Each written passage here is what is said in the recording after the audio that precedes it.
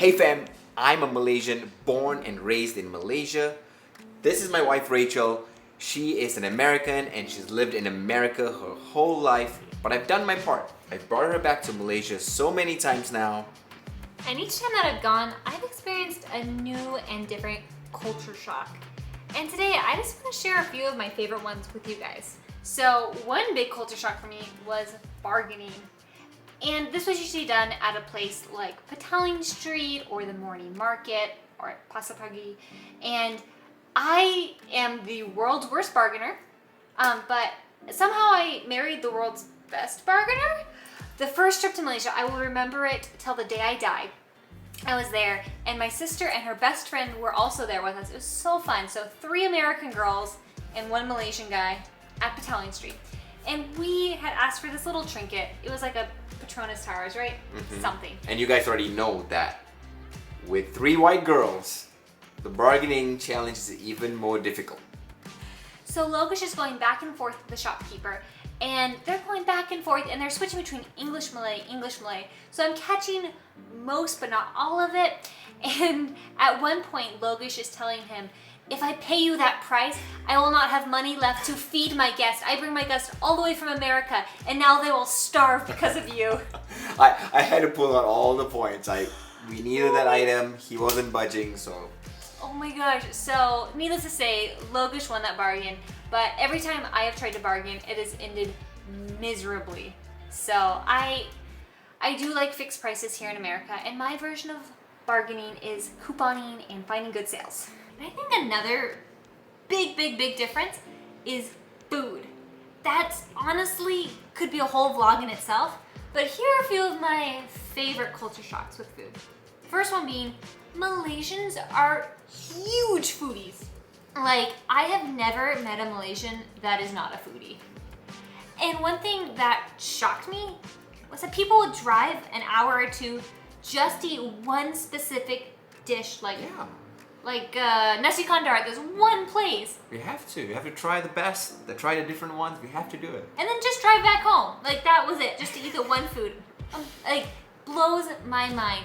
And just the fact that restaurants will serve one dish, and that is it. You go to this one place for bak kut teh, you go to this one place for nasi lemak, you go to this one place for char kway teow, and that's all they serve. Well, that's a good one. In America, a lot of places usually they have a bunch of things. You never can find a restaurant that has just one item. It's always like a bunch of things. Yeah, like, it's crazy to me. But Malaysia, that's why we specialize in that one thing, and they perfect it, and that's like the best thing ever. Yeah. And everybody has strong opinions. If you tell somebody, oh, I had nasi lemak at this one place, they'll be like, oh, why, Day? Why you go to that shop? You should have gone to the one around the corner, across the bridge, through the woods. Like, everybody has a different place, and people will always argue and be so passionate about food. Okay, so this one is a little bit different, but hear me out. The bathroom situation in Malaysia. I'll give you guys one thing. The stalls there are excellent. There's no gaps between them. They're very long, ceiling to floor, excellent coverage. However, like, why? Every public bathroom you go in, the stall bathroom floor is wet. Every one. And like, again, maybe it's just because we spent most of our time in Klang, but like the bathrooms there are just not well kept. Or the weirdest thing to me is they're missing toilet seats. Okay. Firstly, we like our privacy. That's why everything's locked. Secondly, it's a different. Like, America is dry bathrooms, like as you can see, dry bathrooms. But in Malaysia, it's wet bathrooms because we use water for the important things. Which brings me to my next point. You know. My next point is no toilet paper. You have to like get tissue paper from outside or bring it with you. There's never toilet paper. And like... You don't need toilet paper when there's water. You can make it work. But it's so wet. I don't like it. And then, anyways, it's just the bathroom situation there always would drive me crazy. And I started taking pictures of all the funny things I would see in bathrooms, whether it be like broken pipes or like toilets exploding or things hanging from the ceiling or the funny signs. It kind of became like my personal joke was the bathrooms in Malaysia and just the things you would never see here in America. So this one also threw me off guard a bit, that you refer to basically every single person as a family member. So any elder adult is auntie or uncle. You go to Mama and you order from Ka, give me this. Ane. Ane. Yeah. Boss. Boss. Abang. It really actually like made me laugh whenever he called someone boss, and they would call him boss back, and I thought it was such a sweet relationship. But I don't know, I just thought that was kind of a cool difference that you call everyone as if you know them. Yeah, I mean, we like to treat everyone as family, and we feel like that bridges the gap a bit more with people that we just meet. So, yeah, this is how we do it. I think it's cute. Another big thing are friendships and just hanging out with friends. You can literally just call someone up that night like, hey, we're going out for drinks, and you just go have tea at a mama somewhere. I love that. Or just dropping by a friend's house is totally fine. Unannounced, just show up at their door, they'll welcome you in and feed you. It's pretty crazy concept that you don't have to plan something weeks in advance. Make an appointment. Share a Google Calendar invite. Like, you just show up. And another big thing too that I noticed is that friends are friends for decades. Like, childhood friends remain friends through the course of their lives. And I think that's really neat to just see that friendship and that bond over a lifetime. Yeah, I feel like Malaysians, part of the reason is because Malaysia is so small. Everyone somehow ends up in KL. So you really get to form those relationships for a long time. Whereas in America, it's huge. Humongous. People move everywhere all the time. And so you have friends for phases of time. So since I moved, I've been here for about 10, 11 years now. I've had so many groups of friends throughout my time.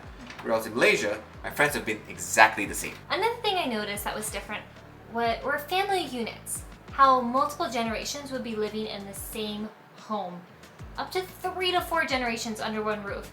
And honestly, I couldn't believe it, especially grown adults that had a good job, made good money, chose to still live at home and not have that independence. Yeah, I mean, part of the reason for us is that, number one, we want to save money. We don't need to pay multiple rents. We live together. And secondly, is that community and support system that we can provide to each other, right? Yeah, honestly, I think that's the biggest Malaysian culture Logesh has brought into our family. Was he was really for having our parents live with us, and I was super apprehensive until I started seeing the value of, oh my gosh, like if they're here, they can help with our kids. The kids can have a solid relationship with their grandparents. We can be with them. It makes so much sense. It makes sense, yeah. And everyone spends more time with each other, and we live in community, right? We support each other, and we help each other when we need it. Yeah, so I honestly think that the family unit style of Malaysia is beautiful. Something that really blew my mind was you guys do not have to tip. When you go out to eat, you just pay the price of the meal. Like, how do the servers make their money?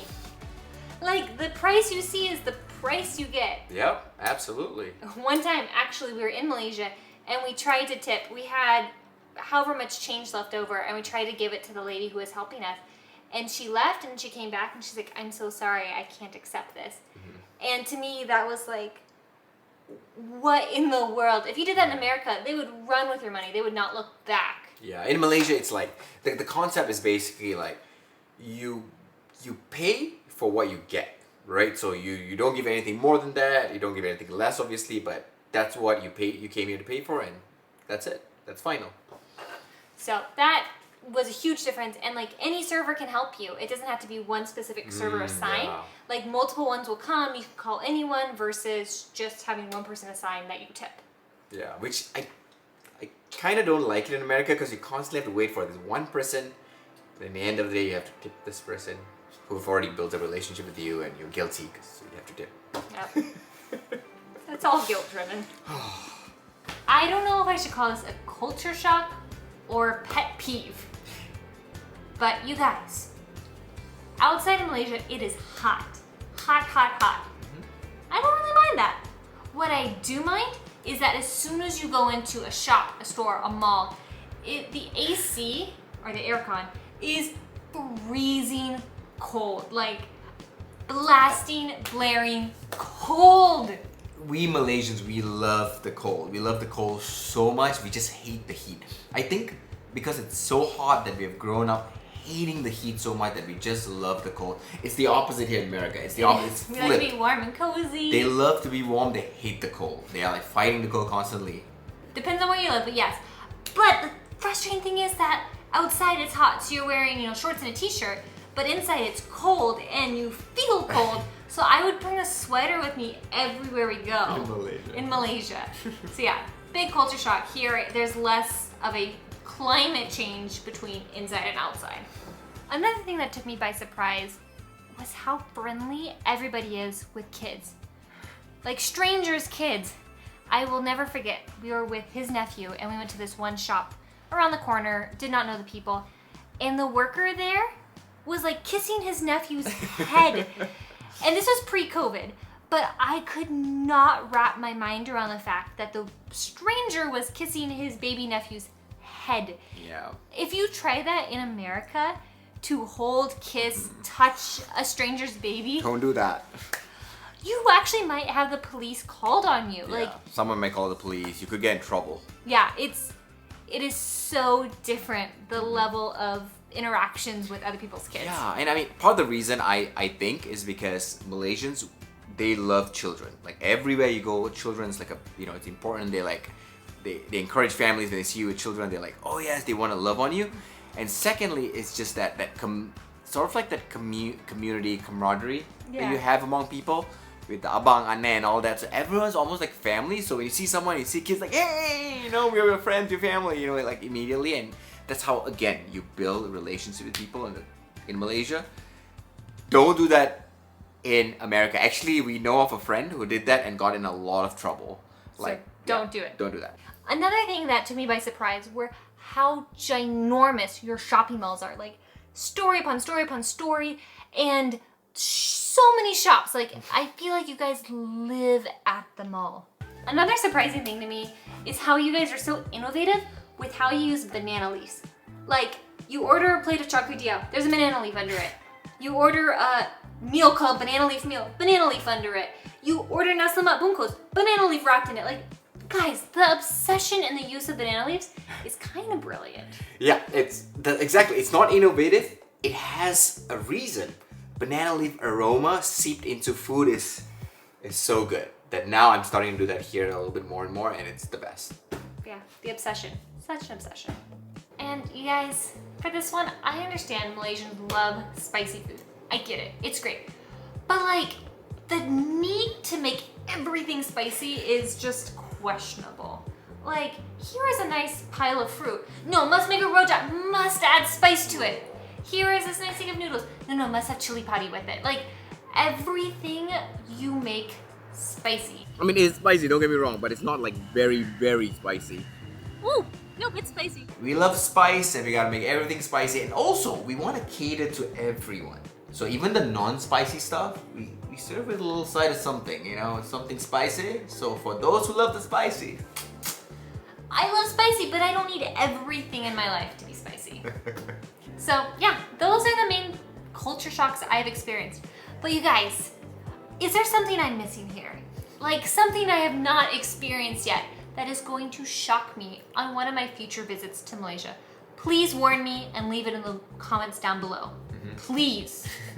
If you enjoyed this video, guys, don't forget to hit that like button and please subscribe because it helps us to make so many more videos for you guys. So I hope to see you in the next one, alright? Bye. Bye.